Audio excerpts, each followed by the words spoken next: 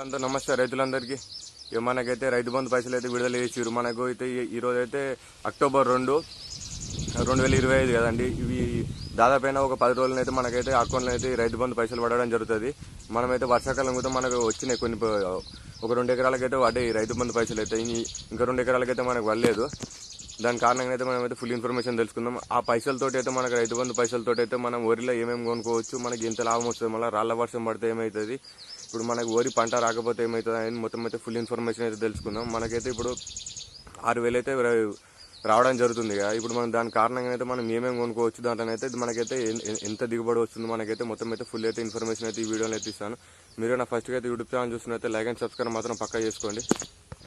అట్లనే మనకైతే చాలా మంది అయితే మోడీ పైసలు పడుతున్నాయంటే అయితే నాకైతే 100% అయితే నాకైతే పడతలేవు అని చెప్తాను. నాకైతే ఇంతవరకు అయితే ఆ 2,000 రాలేదు కదా, నాకు ఏం రాలేదు ఆ పైసలు అయితే మాత్రం. ఇక మీరుగైతే మనం అయితే చూసుకుందాం. ఇప్పుడు మనకు 6,000లో మనకి ఏమేమి వస్తాయి ఒక ఎకరానికి అయితే మనం అయితే తెలుసుకుందాం. ఇప్పుడు మనకి ఎంత పెట్టుబడి అవుతుందో అయితే మొత్తం ఫుల్ ఇన్ఫర్మేషన్ అయితే తెలుసుకుందాం. చూస్తుండొచ్చు ఈ అద్దె ఎకరానికి మనం దునిపిని మనకైతే ఖర్చు వచ్చేసి అయితే ఫస్ట్ ఒక గంట, అద్దె ఎకరానికి ఫస్ట్ చెప్తున్నా, ఒక గంటనైతే 14 నుంచి 1,600 రూపాయలు అయితే ఉంది.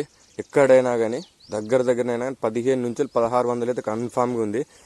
దీనికి మనం ఎట్లా అంటే 3 సార్లు దునిపించడం జరుగుతుంది. ఫస్ట్ అయితే మనం నారు పోసుకొనికి అయితే ఒకసారి దున్నుతాం, మళ్ళీ నారు వీకి మొత్తం గడ్డ మీద పెట్టి మళ్ళీ ఒకసారి దున్ని మళ్ళీ ఒకసారి అయితే గోరు కొట్టడానికి అయితే మళ్ళీ పడుతుంది. మనకి ఇలా దాదాపు వచ్చేసి అయితే ఖర్చు అయితే ఒక మినిమం అయితే 3500 అయితే రూపాయలు అవుతాయి అద్దె ఎకరానికి అయితే మనకు ఖర్చు వచ్చి దునకానికి అయితేనే. మళ్ళీ దీంట్లో వచ్చేసి అయితే మనము ఫస్ట్ అయితే దున్నినప్పుడు అయితే 1,400 రూపాయలు అయినాయి కదా, 14 నుంచి 1,600 రూపాయలు.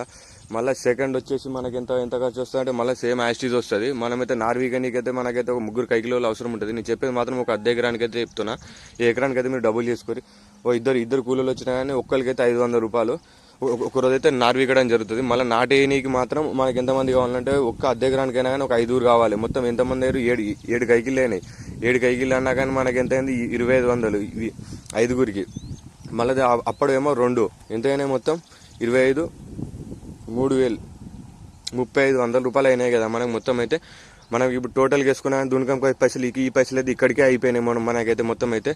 ఇప్పుడు మనం నెక్స్ట్ ఏం చేయాలంటే మళ్ళీ 2020 కావాలి, లేకపోతే డిఏపీ అన్నా కావాలి కదా మనకు వరికైతే కన్ఫామ్గానే అయితే.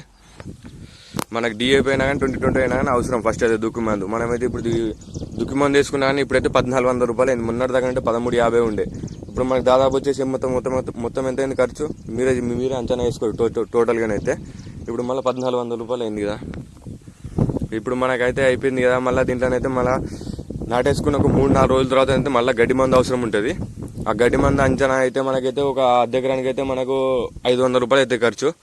కన్ఫామ్గా అయితే 500 రూపాయలు అవుతుంది. అది అప్పుడు నువ్వు వాడకపోయినావు అనుకో కౌన్సిల్ యాక్ట్ అని దొరుకుతుంది. అది నేను రేట్ ఎక్కువనే చెప్తున్నా, తక్కువ అయితే ఇప్పుడైతే చెప్తలేను. మనమైతే ఇంకా రేట్ తక్కువ కూర్చుంది, దాని తర్వాత మాట్లాడుకుందాం. ఇప్పుడు మనకి దాదాపు అయినా కానీ ఇప్పుడు రేట్ ఎక్కువ ఉన్నది అనుకో, దాని కాస్ట్ వచ్చేసేది మనకైతే 1,400 రూపాయలు పడుతుంది. 14 నుంచి 1,500 వేరే సార్. మన టోటల్గా ఎంత అయింది అమౌంట్ మాత్రం ఇప్పుడు మనకైతే దాదాపుగానైతే ఇక్కడ అంచనాకి అయితే నేనైతే అందాది అనుకుంటున్నాను 9,000 రూపాయలు అయింది మనకైతే. 9,000 రూపాయలకి తోటి మనకు అయిపోయిందా ఒక అద్దె ఎకరం? కాలేదు, ఇంకా కావాలి పైసలు. ఎట్లా కావాలి, మళ్ళీ మనకేం కావాలి, మళ్ళీ వరి ఎర్రబడుతుంది. అప్పటికి మనం మోగిపూరు మందు కొట్టాలి, డబుల్ కబడ్డీ సాఫ్ అయినా కానీ అవేం తక్కువ లేవు. అవి ఒక 1,000 రూపాయలు ఖర్చు వస్తుంది. మళ్ళీ స్ప్రే చేసిన తర్వాత మళ్ళీ మనకు ఒక యూరియా బస్తా కావాలి. ఇప్పుడు యూరియా బస్తా అయితే దొరకలేదు, కానీ ఇప్పుడు యూరియా బస్తా ఉంటేనే మనం ఇదంతా పెట్టిందంతా మనకు వస్తుంది. ఇదంతా మనం పెట్టింది మొత్తం మనకు రాకపోతే మాత్రం మనం అంతా డీలా అయిపోతాం. మాకు కన్ఫామ్గా అయితే ఒక యూరియా బస్తా అయితే కావాలి. ఇది నాన్న యూరియా పని చేయదు, మనకి ఏం పని చేయదు. ఇప్పుడు యూరియా బస్తా దాదాపు అయినా కానీ ఒక 300 రూపాయలు అనుకో. ఆ 300 తోటి మళ్ళీ పోయేది కాదు కదా. మళ్ళీ పొటాష్ కావాలి దానికి ఒకటి. పొటాష్ ఎంత కాకుండా 1,800 రూపాయలు బస్తా అది ఎంఓపి అయితే. ఇప్పుడు దీని ధర మొత్తం మనకు టోటల్ ఎంత అయింది మనకు మొత్తం అయితే అని అందాక కమని చెప్తున్నా. ఒక 11,000 అయింది అనుకో, 11 లేదా 12,000 రూపాయలు అయింది. ఇక మళ్ళీ దాంతో పోయిందా, పోలేదు. అప్పుడు మళ్ళీ వరి మొత్తం సన్నపొట్టకు వస్తుంది కదా. అప్పుడు సన్నపొట్టకు వచ్చినప్పుడు నువ్వు మళ్ళీ ఏం చేయాలి, మళ్ళీ ఒకసారి స్ప్రే చేయాలి. ఈ టైగర్ అన్న సాఫ్ అన్న, ఇప్పుడు నీకు రోగం వచ్చింది అనుకో, ఇప్పుడు వాటర్ తీసేసి ఉంటుంది, మళ్ళీ వాటర్ పెట్టుడు ఉంటుంది, అదొకటి అనుకో. మళ్ళీ మొత్తం ఇప్పుడు దాదాపు అయినా కానీ ఒక 13,500 రూపాయలు అయింది. దాంతో మళ్ళీ పోయిందంటే పోయింది. మళ్ళీ ఒకసారి నీకు కావాలి కదా, మళ్ళీ పొటాషియం అన్న యూరియన్ అన్న మళ్ళీ లాస్ట్ మళ్ళీ దానికి ఒక దాదాపు అయినా కానీ ఇప్పుడు మళ్ళీ దానికి 1,500 రూపాయలు అనుకో ఆ ఖర్చు అయితే. ఇప్పుడు ఆ ఖర్చుతో అయితే అయిపోయింది కదా మనకైతే. ఇక ఇప్పుడు మొత్తం టోటల్గానైతే మనకు అద్దె ఎకరానికి వచ్చేసి అయితే మన 15 నుంచి 16,000 రూపాయలు ఖర్చు వచ్చింది మొత్తం అయితే. మన లాస్ట్ కటింగ్ అనుకో. ఇప్పుడు గంటకైతే మన సైడ్ అయితే ఒక 2,000 21 అన్న 2200 నడుస్తుంది మనకైతే. ఇప్పుడు మన అద్దె ఎకరానికి వచ్చినా కానీ ఒక 1100 రూపాయలు అయిపోతుంది అనుకో.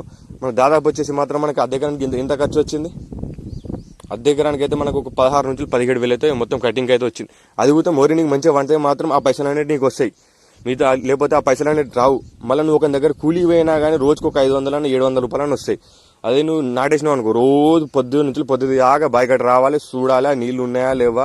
ఒక బై మిస్టేక్ నీ మోటరే కాలిపోయింది అనుకో, పరిస్థితి ఎట్లుంటుంది. బై మిస్టేక్ నీ మోటరే పోయింది అనుకో, అప్పుడు పోయినప్పుడు ఎట్లుంటుంది.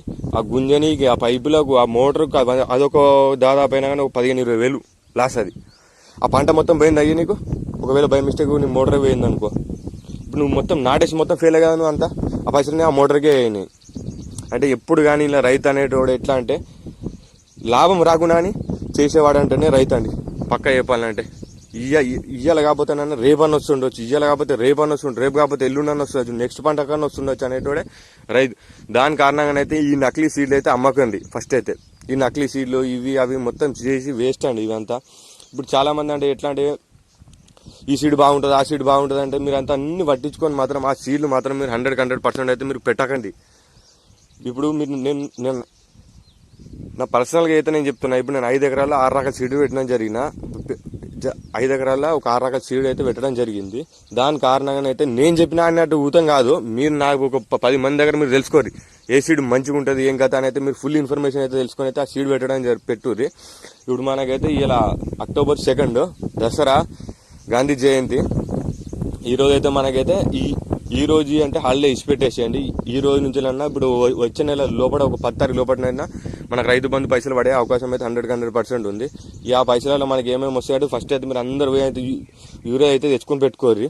మీకు మీ పొలానికి ఎంత అవసరం ఉంటుంది అంతనైతే ఫస్ట్ అయితే యూరియా తెచ్చుకొని పెట్టుకోర్రి. మీరు అంతా ఇదంతా నాటేసుకొని మనం అంతా వేసుకునే వరకు లాస్ట్ యూరియా లేకపోతే మాత్రం నువ్వు రైతు అనేటోడు అయితే లాస్ అన్న 100% అయితే 100 ఏందన్న 200% అయితే రైతు అనేటోడు లాస్ మొత్తం.